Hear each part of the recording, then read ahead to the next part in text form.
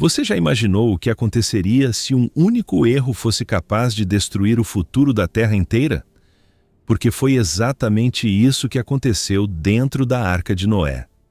Durante mais de um ano, toda a vida terrestre do planeta esteve confinada em um único ambiente fechado, sem rota, sem destino visível e sem qualquer controle humano sobre o caminho. Milhares de animais vivos, espécies incompatíveis separadas apenas por compartimentos de madeira, predadores a poucos metros de presas, calor, umidade e um barulho contínuo que nunca cessava. E no meio disso tudo, apenas 8 pessoas responsáveis por manter esse sistema funcionando. A arca não era um navio de exploração ou uma embarcação de guerra. Ela era, na verdade, o sistema de sobrevivência mais extremo já construído.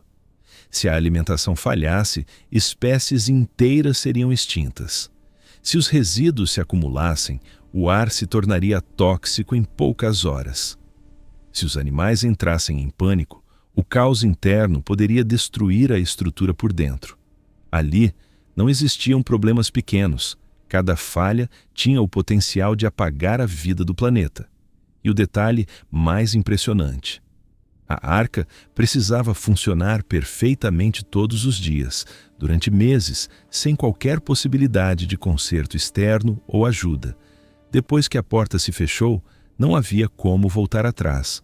A arca se tornou o único lugar do mundo onde ainda existia vida, mas também o lugar onde a morte estava a apenas um erro de distância.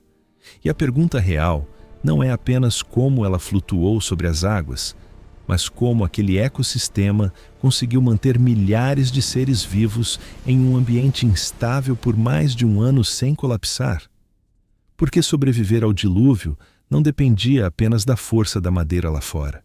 Dependia, crucialmente, do que acontecia do lado de dentro. Qualquer objeto solto se tornava um risco de vida em um balanço mais forte. Qualquer peso mal distribuído ameaçava a estabilidade. Um pequeno movimento repetido milhares de vezes deixa de ser pequeno. Ele gera um desgaste progressivo que cansa o corpo e a mente. No interior da arca, nada podia se mover livremente. Nada podia oscilar sem controle. Nada podia reagir de forma imprevisível.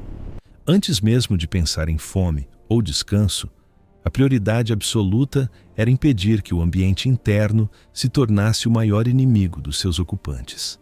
Mas manter a estrutura era apenas o começo. O maior risco não era a madeira ou as ondas, eram os seres vivos.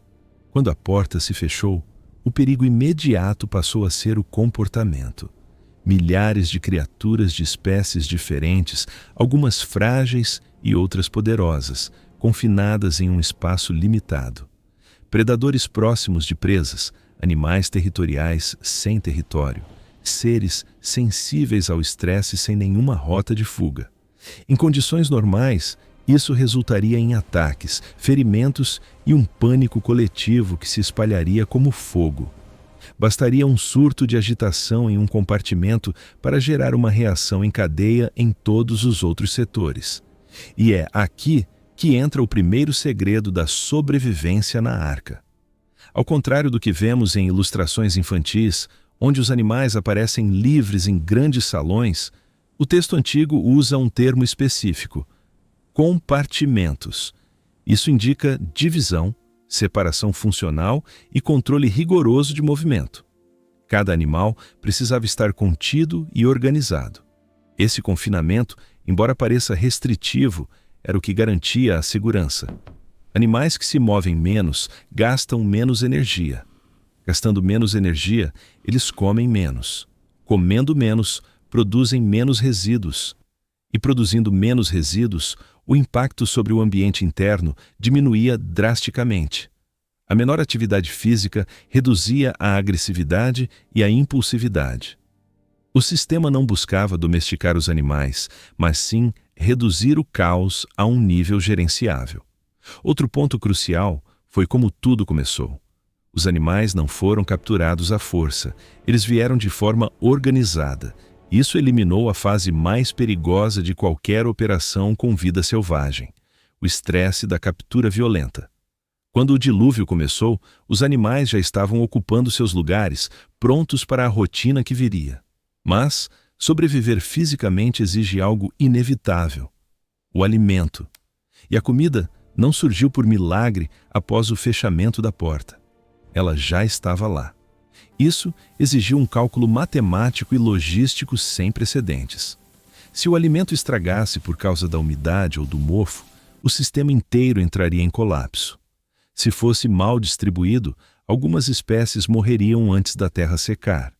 E em um ambiente fechado, uma enfermidade não fica isolada. Uma doença em um animal poderia se espalhar para todos os outros e para as 8 pessoas em questão de dias.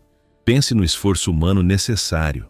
8 pessoas lidando diariamente com milhares de animais, distribuir comida, monitorar comportamentos, observar sinais de doença e manter a ordem. Se esse sistema dependesse apenas de força bruta, Noé e sua família teriam colapsado na primeira semana.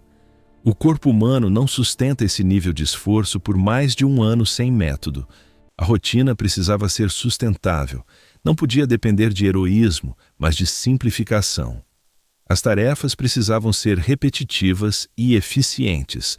O objetivo não era fazer mais, era conseguir fazer de novo amanhã. Mas alimentar era apenas metade do problema. Tudo o que entra precisa sair. E milhares de animais produzem toneladas de resíduos continuamente: urina, fezes e gases. Em um ambiente fechado, esses resíduos liberam amônia e toxinas que tornam o ar irrespirável rapidamente. A limpeza manual de cada compartimento por apenas 8 pessoas seria impossível. O sistema precisava ser inteligente. É provável que o movimento constante da arca, a inclinação das águas e a própria gravidade fossem usados para canalizar os resíduos para fora ou para áreas de contenção. Na arca, o maior perigo vinha da soma de pequenos problemas internos ignorados. E então, chegamos ao inimigo invisível: o ar. Respirar ali dentro era um desafio técnico permanente. Milhares de corpos geram calor, umidade e dióxido de carbono. Sem circulação, os animais ficariam apáticos, adoeceriam e morreriam silenciosamente. O texto menciona uma abertura superior próxima ao topo. Ela não era para a vista, era para a sobrevivência. O ar quente subia e escapava, puxando o ar fresco para dentro. Um sistema de ventilação passivo, mas vital. Sem o fluxo constante desse pulmão de madeira, ninguém sobreviveria para ver o fim da chuva. Mas, mesmo com comida, ar e higiene sob controle, restava o maior de todos os desafios: o fator humano.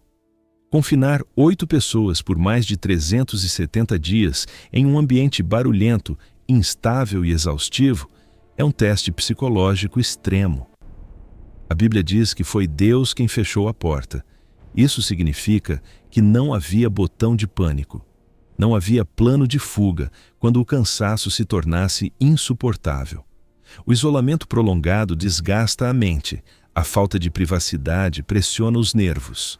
O barulho dos animais e das águas consumia o silêncio. Qualquer tensão não resolvida hoje retornaria amanhã com o dobro de força. Por isso, a rotina não era apenas para os animais, era para as pessoas. Horários claros, funções definidas e uma liderança estável. Noé não precisava apenas ser um construtor, ele precisava ser um líder emocional. Sem ordem, o esforço coletivo se fragmentaria e, em um sistema isolado, a fragmentação leva à falha total. Além disso, eles não tinham um prazo, não sabiam quando as águas baixariam. Viver sem uma data de término transforma qualquer missão em uma tortura de esperança. Cada dia parecia igual ao anterior, e cada mês desgastava a certeza do amanhã. A arca foi um laboratório de resistência humana. Quando finalmente a arca parou, o perigo não terminou, ele apenas mudou de forma. O mundo lá fora havia sido destruído. O solo estava alterado, a vegetação era inexistente e o ecossistema estava em zero. Sair cedo demais significaria morrer de fome ou em terrenos instáveis. Noé não abriu a porta por impulso, ele usou estratégia. Primeiro soltou um corvo, depois uma pomba, repetidas vezes. Ele observou o comportamento da natureza antes de arriscar a vida da sua família e dos animais. Quando a pomba voltou com uma folha verde, ele soube que a vida vegetal estava retornando, mas ele ainda esperou. A saída foi gradual, ordenada e controlada. Nada foi feito por ansiedade. A organização interna foi mantida até o último minuto. A arca cumpriu seu papel, não apenas por flutuar, mas por funcionar sem falhas durante 370 dias. Ela não preservou apenas corpos, ela preservou um propósito. Nada ali foi sorte. Foi ordem sob pressão e disciplina sob exaustão. No fim das contas, a pergunta que fica não é como eles sobreviveram fisicamente, mas o que mudou dentro daquelas 8 pessoas durante esse tempo. Aquele ambiente extremo não apenas protegeu a vida, ele preparou os sobreviventes para o peso de reconstruir um mundo do absoluto zero. A arca é o retrato do que significa resistir e recomeçar, quando tudo ao redor parece ter desaparecido. O maior mistério da Arca de Noé não está no tamanho das tábuas, mas na força da estrutura interna que permitiu que o mundo recomeçasse.